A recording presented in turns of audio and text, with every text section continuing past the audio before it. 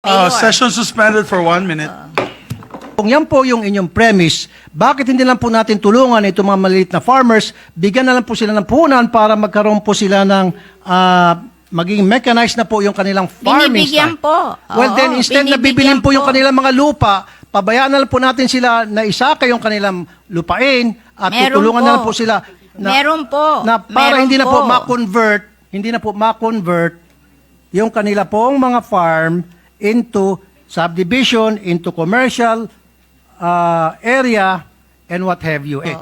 So I have no guilt to any rice farmers. I'm not All saying- the money that came from the rice tarification I'm not saying po were na kayo po'y given guilty. back to the rice farmers. I wrote that law. I know. Ako po because yan- I studied the difference between us and the rice farmers of Vietnam. And this is the reason kung bakit po talaga kailangan mai-push na po natin itong National Land Use Act. At hindi ko po alam kung bakit hanggang ngayon, 4 na presidente na po ang dumaan at hindi pa rin po ito mapasa-pasa. Hindi ko po alam kung bakit. Ano pong ginagawa ng DA na yung pong mga farmland ay nako-convert na po sa nagiging residential area na po at commercial area. Po I yan. don't feel any guilt to the small farmers. All the money that came from the rice tarification law were given to the small farmers owning 2 hectares and below. So how do we identify those small farmers? They po have a list. Do you have po a list? They So have paano a po ninyo list. pinipili ng DA? No, they have paano, a list. I know po. Paano po pinipili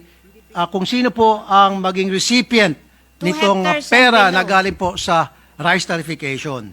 How mga farmland po doon na na-convert na Kawayan po? is a city. Regardless, ang pinag-usapan My po God, natin, yung if, mga farmland po na na-convert na po sa isang subdivision o commercial. But they allow that in cities and capital allow that. towns. Kaya nga po, They allow conversion alam ko nga in po. cities and capital towns because if they buy your land, they buy it expensive and you can reinvest the money and you will make more money than planting on those lands. I remember we have, when I was young, we have a big chicken farm in Muntinlupa. But Muntinlupa became a 60. So we finally developed our chicken farm because it is 8 hectares. We will make more money than in farming. So it's an investment decision for these people. If somebody will buy your land at a bigger amount, maybe you can sell it and buy another land that is cheaper somewhere else and build your farm there. Hindi po ganun nangyari, I think ma'am, eh. it's the thinking of you have to understand agriculture as a business also. I'm That not a if businessman, you have but I can understand agriculture opportunity po, ma'am. to sell your land at a higher price and be able to buy a bigger piece of land with that same money in less prime places, then you will do it. Kaya nga po, It's ito na- pong tanong ko po sa ating mga taga-DA. Ano po ang ginagawa nila sa ganitong nangyaring masamang sistema na paliit po ang ating farmland? Sorry po, madam ha.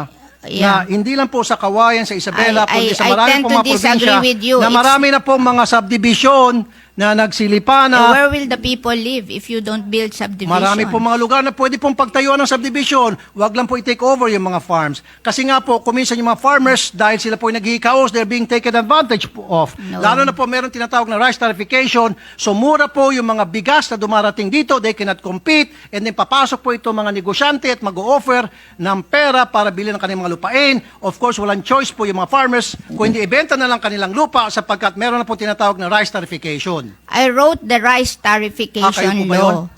You know, we wrote that rice tarification law because in 2018, the price of rice rose to almost 50 to 60 pesos per kilo.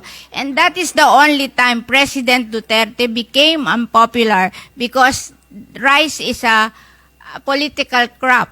When nagmamahal ang rice, nagiging unpopular ang president. And the World Bank, we signed that WTO agreement in 1995, and they gave us 25 years to be competitive, but we failed to be competitive after 25 years. And if we don't open or liberalize the importation of rice, they will bring down our credit rating. And we have plenty of loans abroad, and we have to pay higher interest for those loans, so it will be a loss to the Philippine government. So what I did when they asked me to write the rice tariffication law, I gave all the money from the collection of rice tariff to the small farmers. 10 billion for the Rice Competitiveness Enhancement Fund, 5 billion for mechanization, 3 billion for seeds, 1 billion for loans, 1 billion for training. And anything above 10 billion that was collected, it was given to the rice farmers owning 2 hectares and below, 5,000 each, 1.6 million farmers. So that is 8 billion. So a total of 18 billion, which is the collection of the rice tariffication law na rice tariff. Alam ko po I yan. don't feel any guilt to the small farmers. All the money that came from the rice tariffication law were given to the small farmers owning 2 hectares and below. So how do we identify those small farmers? They have a list. Do you have po a list? They So have paano a po ninyo list. pinipili ng DA? No, they have paano, a list. I know po. Paano po pinipili kung sino po ang maging recipient 2 nitong hectares and pera below. na galing po sa rice tariffication? How are they being have identified? a list of farmers owning 2 hectares and below. So, Oh, meron po... magpapalista ka sa kanila. They have RSBSA. Okay. Oo. So I have no guilt to any rice farmers. I'm not All saying- the money that came from the rice tariffication I'm not saying po were na kayo po'y given guilty. back to the rice farmers. I wrote that law. I know. Ako po Because yan... I studied the difference between us and the rice farmers of Vietnam. The rice farmers of Vietnam, they produce their palay at 6 pesos per kilo. We in the Philippines, we produce our palay at 12 pesos per kilo. The 6 pesos difference, I look at it. And 350 is labor. That means we're not mechanized. And 250 is the productivity of the seed. So there's something wrong with our seed. So when I wrote that Rice Competitiveness Enhancement Fund, I gave 5 billion to mechanization and 3 billion to seed distribution, and also to train them to do the same seeds with their own farm. I am teaching them to learn how to do inbred seedlings. Okay. Are you finished po, ma'am? Yes, yes. Okay. Let's go back po dun sa food security. Alam ko po Hindi ako nag-isip. na meron pong tinatawag na Rice Comprehensive Enhancement Fund. Rice Competitiveness Competitive, Enhancement okay. Fund. Enhancement Fund. Nasabi niyo po sa akin, so dapat may 2 hectares yung farmer para sila po ay mag-qualify dyan. Okay na po tayo dyan. However, hindi pa rin po talaga tunay na nasasagot yung pong katanungan ko po na ano pong ginagawa ng DA na yung pong mga farmland ay nako-convert na po sa nagiging residential area na po at commercial area. We need the residential area and the commercial area to improve the quality of lives of our people. Ang alam nyo, it's not the amount of farmlands. It's the efficiency of using these farmlands. Alam nyo, pag maganda ang seeds mo at mechanized ka, even with smaller area of farmlands, you can do better Kaya nga and po, ma'am, earn eh. more. Kaya- Kaya nga we're teaching the farmers to do mechanization and to plant better seedlings and to teach them that they have to operate their farm as a small business so they will make more money.